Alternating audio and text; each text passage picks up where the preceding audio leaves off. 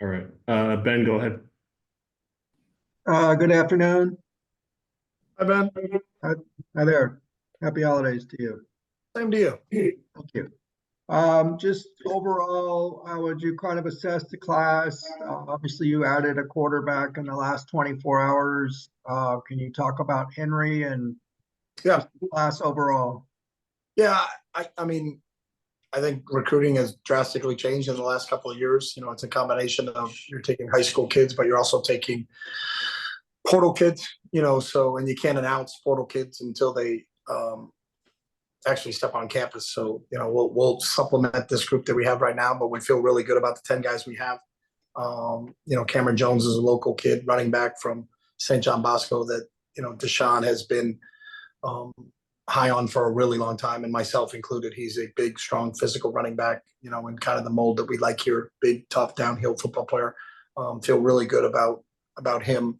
Took 3 really good offensive linemen. I know Drev had a chance to have all those kids. They were either in camp or we got a chance to see them personally, work out, and we feel really good about them.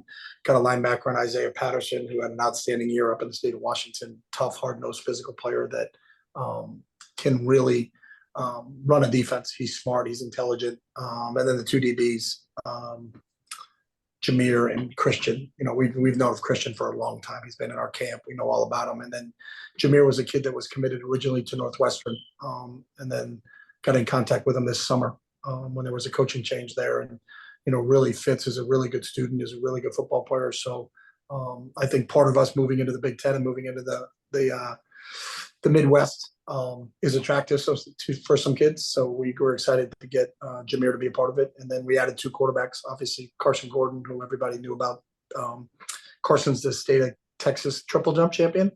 I think he's gone over 52 plus feet in the triple jump, which I think is the state record. So he's a tremendous athlete, but a really sharp kid at a high school where they really do a lot of really neat things and do a lot that's put on the quarterback's plate. And then we added Henry Hasselbeck, who was the Gatorade Player of the Year in the state of Massachusetts, led his high school to state championship there. Another really, really good athlete, was originally committed to Maryland from lacrosse. He's a multi-sport athlete. He's a lacrosse track football player. Comes from a great family of football players. His dad, Matt, played in the NFL for a long, long time. His uncle, Timmy, played in the NFL for a long time.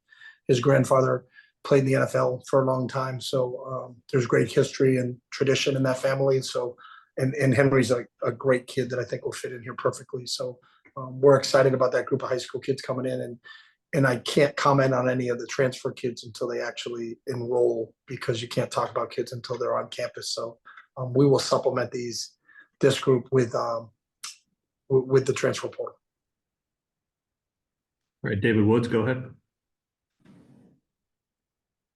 Hey Chip, on the 2 quarterbacks, taking 2 prep quarterbacks this cycle, obviously Dante leaving, but was this a function of anticipated attrition, or did you just want to add numbers there? I just believe, and we've always believed, I don't think you can have enough quarterbacks. I mean, we had to play 3 this season, actually 4 this season. That's kind of rare, but it's a special position. If we feel like we see a kid that's a quality football player and a quality person, and fits what we're looking for at the quarterback position, then we're gonna recruit them. And we feel that both Henry and Cars have those qualities. So that's what we feel like. But it's probably the one position, and I think you're right, David. If you look at the amount of transfers, is how many kids transfer at that position, because only one kid plays. So you never want to be caught shorthanded and be scrambling looking for a kid in June when you passed on a good kid up in December. So that is part of it, yes. Joe Reedy. Hey, Chip, just wondering, just with the past couple years now moving into the Big Ten, how much does the recruiting approach change into building a team, or is it more still what you guys want to do and accomplish that rather than the conference you're moving to? Yeah, I mean, I think you're always trying to just improve your team, and that's what the goal is all the time. And are you bringing in players that can complement what you already have in your program, and are you building? And then I think this group of guys helps us do that. But I also don't think the Big Ten is what people thought the Big Ten used to be. It's in the old days, it was I formation, downhill football. There aren't many teams that do that now. I think with maybe the exception of maybe Michigan and Iowa. There's a lot of spread teams in the Big Ten, and they're still physical when they play spread, but I don't think it's the same thing that people thought maybe 10 or 15 years ago. Where the West Coast, and we all try to generalize everything. The West Coast, they throw the ball every down, and in the Big Ten, they run the ball every down. Well, that's certainly not the case. I think Ohio State's a very balanced football team and can do both. Penn State's a balanced football team and do both. I watched Penn State, play last year in the Rose Bowl against Utah. I was really impressed with what Penn State does on the offensive side of the ball. So I think you have to not get caught up in that where, hey, we got to get real big and do this because that's what the Big Ten is. Even Wisconsin is now an air raid team. They used to when, from all the times after Coach Alvarez and the coaches that they had there, Paul Christ and those group of guys, Brett Bielema, they were downhill, tough, hard-nosed physical football team. They were still a tough, hard-nosed physical football team. Don't get me wrong, but I think they're doing it in a different way. They brought in the coordinator from North Carolina, who's more of an air raid guy, and Phil does a great job with that offense. So I think it's maybe a little bit different than what you see in a normal Wisconsin team, but they're still big and physical. They're just kind of doing it in a different manner. So, we'll still recruit to what our strengths are here, and what our coaching staff and our philosophy is, both offensively and defensively and special teams wise, and then go play in a really, really good league that's, really talented from team 1 to team 18. James, go ahead.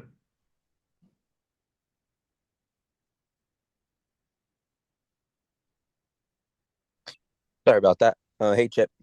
Just going back to the offensive linemen. How important was it to address the front line there? And do you see any of those guys being versatile across the line? Yeah, we do. And we had a chance to work all three of them out. That's the beauty of the three guys. Marquise came down. We saw him, and then Jensen was over from Utah from one of our camps one of those days, and obviously Mark's local. And been down to Mission Viejo a ton. So all three of them are tall and long, which is what we need. Obviously, that frame that you can add to. And I know Coach Belton, our strength and conditioning coach, is really excited about all three of those guys in terms of the frames that they're going to bring into the weight room. And then you get them involved in our nutrition program and put the good weight on them, in what we're trying to get accomplished. But I think they're athletic for their size. I think they all have tackle type bodies. And it's certainly a position of need for us.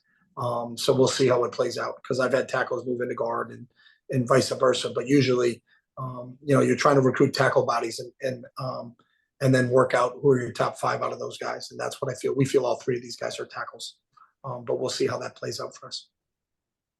All right, Tracy, go for it. Chip, I was wondering, as far as the 10 that have been announced, how many are expecting to enroll early? 4 of them will. I believe right now, Quasi, Isaiah, Jameer, and Christian are scheduled to enroll for January and are on track for that. Obviously that could change, but I think that's what we're planning on. Some of the other guys like Carson and Henry have,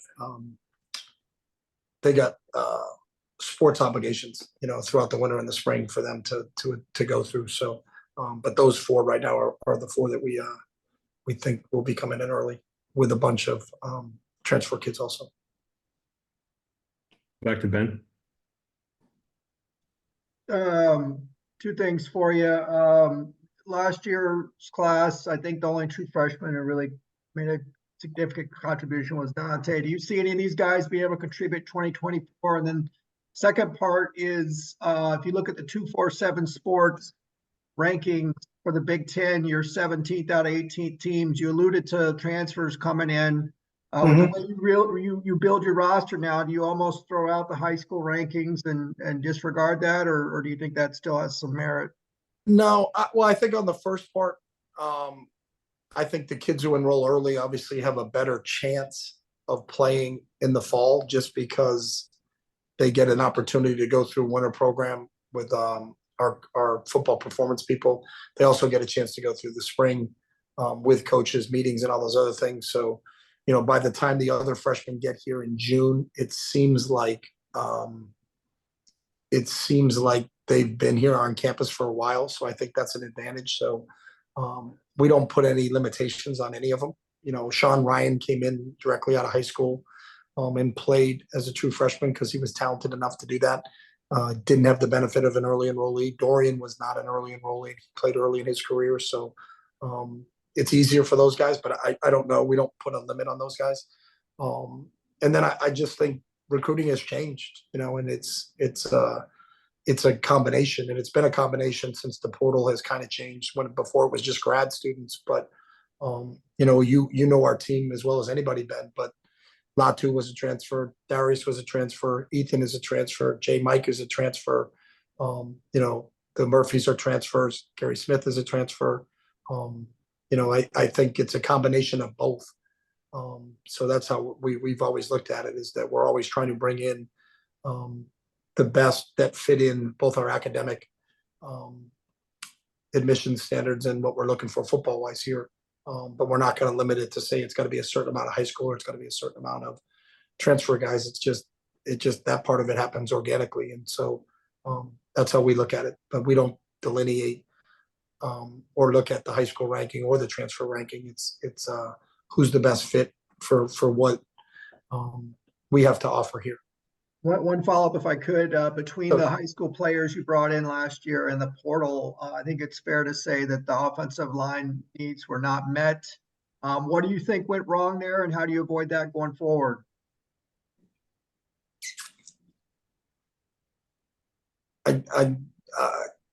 Explain that question again to me again. I missed it. You had some struggles along the offensive line this season, right? So you were not able to get the players you needed to have a successful season on the offensive line between the players you brought in the portal. And I know freshmen don't usually play on offensive line. Yeah, usually freshmen don't play. That's usually in that mode. They're somewhat of a developmental guys, and I think sometimes in the portal, again, just like it is for the high school kids, to be able to get portal kids to enroll early. So are they January admits or April admits in terms of us, because we're on the quarter system. I know we did bring in Kadir from Old Dominion, but he wasn't available to be here in the springtime. And I think that I feel for Kadir because I think he's a really talented player, but I don't know if we got enough time with him. And that was unfortunate. And that's just kind of sometimes how the portal works. You can't have a plan and say, we're going to take 5 kids at this point from here. But if there aren't 5 kids available to take, or if in this day and age, especially with offensive linemen, if you get outbid, so to speak, for some kids like that, it's just not as easy as you're not drafting. You're still recruiting, and you're still trying to the player acquisition part is you got to be able to get them to be able to commit and enroll at your school. All right, looks like a couple more here. We'll go back to David.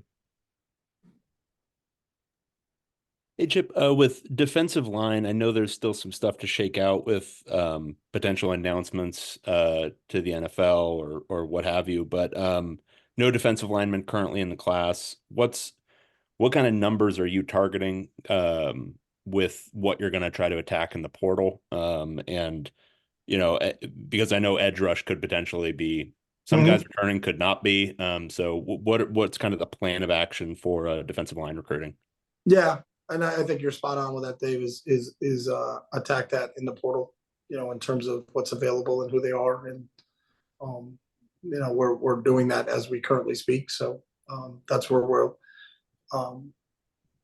that's where those numbers will come from. Joe, go ahead. Chip, just wondering, do you have a long-time relationship with that Hasselbeck family and just a process of recruiting them? I know them. Yeah, I've known Matt and Timmy, the 2 brothers, and then the 3rd brother, Nathaniel. I've known them for a while, but this kind of happened organically as we were looking at the high school ranks and quarterbacks. And Henry was originally committed to Michigan State, and then they obviously had a coaching change, and then I think he opened up his recruiting. So, it wasn't anything where, and Matt really, as a dad, actually stayed out of recruiting. He wanted it specifically. I want my son to be recruited because my son is good enough to be recruited, not because I know somebody. So I talked to Henry first before I ever talked to Matt, to kind of find out what Henry's thought process was and what he wanted to do after the Michigan State, after being committed to Michigan State. Did he want to open up his recruiting? So that's kind of how it came about. But I have known the family for a while. I think they're a great family, and obviously have had a tremendous amount of success in football. Both Matt, Timmy, and their dad, Don Hasselbeck. Don played for a long time himself. So, it's in the family, and that's always a good thing. Tracy? Chip, just because I don't know the next time we're going to speak to you, I was wondering, has there been any progress or decisions made with the 3 coaching vacancies you have on the staff? No, not at all. Our goal was to get through the bowl game, and our staff, I thought, did a tremendous job with all the guys that stepped up, and really, really happy with all those guys. And then really to get to Wednesday, and to get through this signing period. We'll still continue to recruit right through the holidays and in January on the transfer stuff, because it seems like the portal never closes. So you're always dealing with kids from that standpoint. But we obviously I got a group of names that we're going to get ready here to sit down and visit with and talk with about it. But we haven't done anything. And to quote a famous coach, Coach Wooden, we're going to be quick but not hurry. So we're going to make sure we were really thorough last year and got a chance to find Danton, and I thought Danton did a tremendous job. We spent our time before and hiring Jeff Ferris after Seiji left to go to Nevada, and obviously I think Ferris did a tremendous job here, both in at tight end and his contribution on special teams, and that's led to him getting the head coaching job at Austin Peay. We took our time when Coach Bible retired to, in terms of hiring Coach Gunderson, and I think Gundy did a really nice job, and that's why he's off to a promotion at Oregon State. So we're not playing, obviously, as everybody knows, we're not going to play for a little bit here, and we don't do spring ball until the spring quarter. So we do have the benefit of time on our side, and we want to make sure that we're really thorough and everybody that we have a chance to talk with and visit with. And we'll finish up here with Dave. One more for me. I imagine in addition to defensive line and edge rush, what are some of the positions you're going to be targeting specifically over the next month of the portal, given, Spencer leaving this week and just long snapper even? What are you going to be looking at? Yeah, I mean, just you're looking, you have some younger kids in the program that obviously you feel good about in terms of their growth and where they are. So there are some guys in our program that we feel good about moving forward, and we'll see what the winter looks like and going into spring ball. But really the biggest need for us is safety. When you lose Jordan Anderson and Kenny Churchwell and Alex Johnson, who's a safety / nickel for us, three seniors right there who played their last game, and all 3 of them played really well in their last game at SoFi. But safety will be a priority first. All right, we'll wrap it up there. Coach, thanks for your time. Thanks everyone for joining us. All right, guys. Happy holidays. Thank you.